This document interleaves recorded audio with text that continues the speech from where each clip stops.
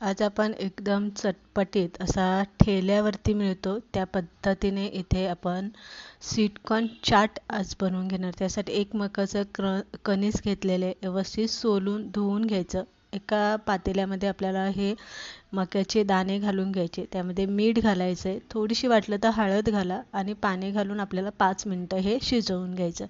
शिजवून घेतलं की मग आपल्याला इथे एका आपला जो झाऱ्या असतो त्या झाऱ्यामध्ये पाणी निथळून घ्यायचं आणि मग त्यामध्ये आपल्याला बारीक चिरलेला एक कांदा, एक टोमॅटोच्या आतले जे बी असतात ते काढून टाकायचे आणि एक काकडी, कोथिंबीर आणि एक हिरवी मिरची हे सगळं आपल्याला शिजून घेतलेल्या कॉर्नमध्ये घालून घ्यायचं आणि नंतर यामध्ये आपल्याला चाट मसाले घालायचे. आता चाट मसाल्यामध्ये आपल्याला काय घालायचं आहे, एक तुम्ही काळं मीठ घाला, काळी मिरपूड घाला, भाजलेल्या जिऱ्याची पावडर घाला, थोडीशी धना पावडर घाला, चाट मसाला यामध्ये तुम्ही घाला आणि थोडासा पाणीपुरीचा जो मसाला असतो तो पाणीपुरीचा मसाला यामध्ये घालायचा आहे आणि अगदी चिमूटभर तुम्हाला वाटलंच तर लाल तिखट यामध्ये घालून घ्यायची किंवा नाही घातलं तरी चालेल आणि हे व्यवस्थित मिक्स करून घ्यायचं.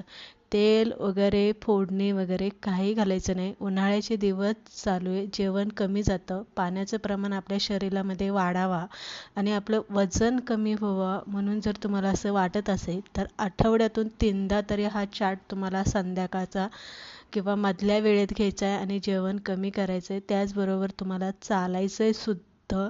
एकदम हेल्दी, पौष्टिक आणि टेस्टी असा आपला हा स्वीटकॉर्न चाट बनवून तयार झालेला आहे.